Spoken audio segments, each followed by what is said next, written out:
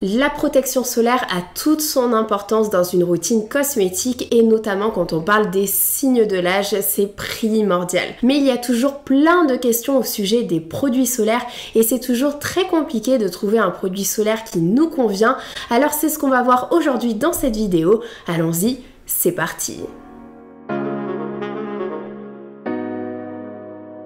Hey, salut à toi et bienvenue dans cette nouvelle vidéo. Si tu ne me connais pas, je suis Bérangère, ingénieure chimiste spécialisée en cosmétique. Donc je vulgarise la science des cosmétiques pour t'aider à t'y retrouver. Tu peux également me retrouver sur Instagram et désormais aussi sur TikTok. Et aujourd'hui, on va parler de protection solaire. Je vais t'expliquer pourquoi il faut en appliquer une et surtout comment l'appliquer. Cette vidéo est sponsorisée par les laboratoires Vichy qui proposent de super produits solaires que j'adore et dont j'ai déjà parlé plusieurs fois sur ma chaîne. Il y a notamment le fluide UV Age Daily que j'utilise depuis des années et qui est disponible aussi sous deux autres formes, le UV Clear pour les peaux grasses ou à tendance acnéique et le UV Age Daily en version teintée que je ne connaissais pas et que je suis bien contente d'avoir découvert. Mais avant ça, revenons sur la protection solaire et son importance dans une routine cosmétique.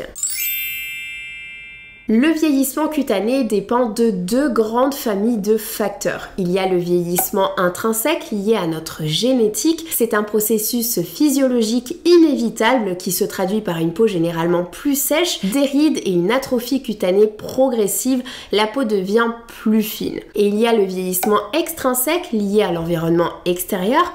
Pollution, tabac, hygiène de vie, donc alimentation, sommeil et stress, ainsi que l'exposition au soleil qui est notamment le principal facteur du vieillissement cutané extrinsèque. On appelle cela le photovieillissement, c'est-à-dire le vieillissement cutané dû au soleil. Et pour comprendre cela, il faut savoir que le soleil émet des rayonnements ultraviolets que l'on classe en trois catégories. Il y a les UVC, les UVB et les UVA.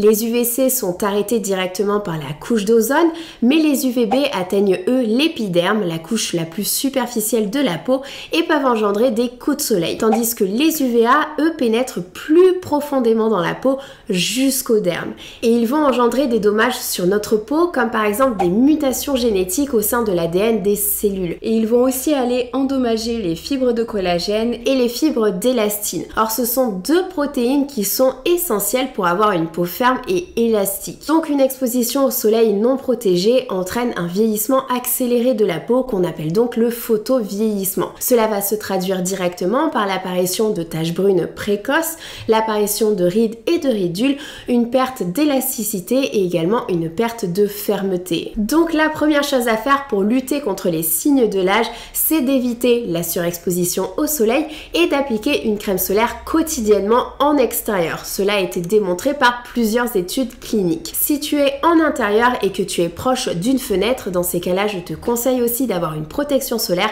puisque les UVA peuvent traverser. Je rappelle également que selon Santé publique France, plus de 80% des cancers de la peau sont liés à une exposition excessive au soleil. Et les études ont également montré que l'application de produits solaires au quotidien permet tout de même une synthétisation suffisante de vitamine D, qui est une vitamine essentielle pour le bon fonctionnement de notre organisme et qui est notamment obtenue suite à une exposition au soleil. Mais du coup, une question demeure, comment se protéger du soleil ?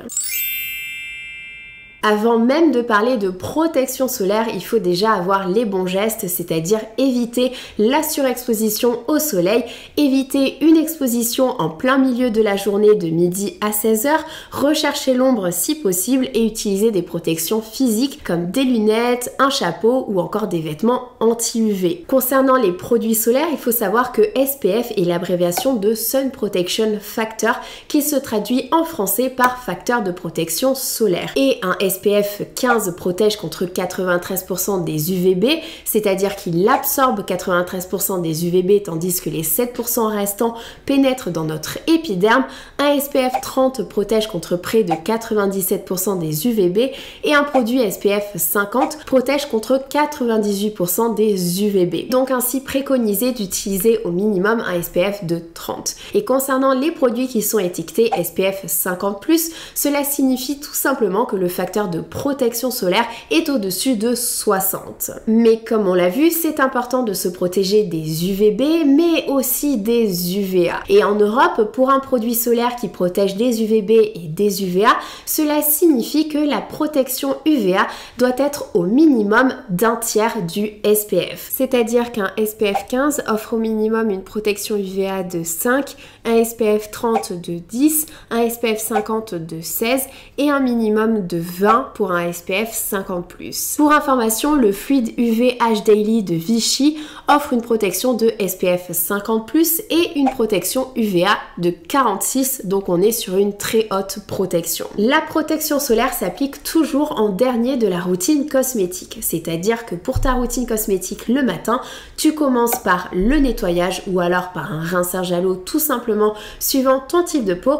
Tu appliques un contour des yeux si tu le souhaites, un sérum si tu le souhaites et ensuite tu passes directement à la crème solaire. Bien évidemment, selon le produit solaire utilisé et suivant ton type de peau, il est également possible d'ajouter une crème hydratante avant ton produit solaire si tu as besoin justement d'un petit peu plus d'hydratation. Et ensuite, tu peux passer au maquillage en attendant quelques minutes entre l'application de ton produit solaire et tes produits de maquillage. D'ailleurs, si tu cherches à avoir une couvrance légère pour unifier le teint tout en limitant le nombre de produits à utiliser, je te conseille un solaire teinté comme le UV H Daily version teintée qui me permet le matin d'avoir une routine vraiment minimaliste avec un produit qui me sert de crème hydratante, crème solaire et fond de teint. Et concernant l'application du produit solaire en tant que tel, il faut savoir que l'indice de protection solaire est mesuré en appliquant une quantité précise de produit solaire. Et cette quantité, c'est 2 mg par cm². Cette quantité est donc nécessaire pour avoir le SPF qui est indiqué sur le packaging. Or, en réalité, la plupart des consommateurs, donc les consommateurs lambda, vont utiliser entre 0,39 et 1 mg par cm² de crème solaire, ce qui diminue drastiquement la protection solaire. Puisque en appliquant la moitié de la dose requise, l'indice de protection est réduit entre la moitié et le tiers. Et pour avoir une idée un petit peu plus précise de ce que représente 2 mg par cm², on estime que cela se rapproche de 1/4 de cuillère à café. Et 1/4 de cuillère à café, ce serait équivalent à 1,23 ml, ce qui peut se transposer par 1,23 grammes de produits à utiliser pour le visage. Par exemple, en ce qui concerne le fluide UVH de Vichy, la marque recommande d'appliquer au minimum 5 à 6 pressions dans les mains, puis d'appliquer sur le visage, le contour des yeux et le cou. Alors, si tu cherches un produit solaire fluide, léger, non gras, qui cible également les signes du vieillissement, je te conseille le fluide UV H Daily qui contient l'eau volcanique de Vichy, des peptides antirides, du niacinamide avec, comme on l'a vu, une protection solaire SPF 50+ et une protection UVA de 46, donc une haute protection. C'est donc un produit qui permet à la fois d'apporter une protection solaire pour un effet anti-photovieillissement, mais qui agit aussi sur les signes du photovieillissement avec un aspect correctif sur les taches pigmentaires, les rides et le manque de fermeté. Ça fait des années que je parle de ce produit solaire et que j'adore l'utiliser. Mais cette année, avec cette vidéo, j'ai notamment pu découvrir sa version teintée qui reprend les mêmes caractéristiques, donc les mêmes ingrédients actifs, la protection solaire SPF 50+, avec des pigments minéraux en plus. Alors, je n'utilisais pas de produit solaire teinté avant puisque j'avais des imperfections que je souhaitais camoufler, donc j'allais obligatoirement utiliser un fond de teint. Donc pour moi, ça ne faisait pas de sens d'utiliser un produit solaire teinté. Mais maintenant que ça va mieux, j'ai eu la chance de découvrir ce solaire et je suis vraiment ravie puisqu'il permet d'unifier le teint avec une couvrance naturelle, d'avoir un fini naturel sans brillance et surtout cela diminue clairement le nombre de produits à utiliser dans ma routine puisque ce produit agit en tant qu'hydratant solaire et maquillage léger. Par contre, si tu as plutôt une peau grasse ou à tendance acnéique, dans ces cas-là, c'est le UV Clear qui correspond le mieux puisqu'on retrouve cette fois-ci l'association niacinamide et acide salicylique pour avoir toujours une haute protection contre les rayons UVA et UVB, mais aussi pour lutter contre les imperfections, réduire la taille des pores et matifier la peau. C'est donc un produit qui agit à la fois en tant que soin et aussi protection solaire. Et d'ailleurs, ces trois produits solaires ont un autre point commun puisqu'ils utilisent tous la technologie Netlock. Cette technologie repose sur l'utilisation d'un polymère particulier qui gélifie les huiles et stabilise les émulsions.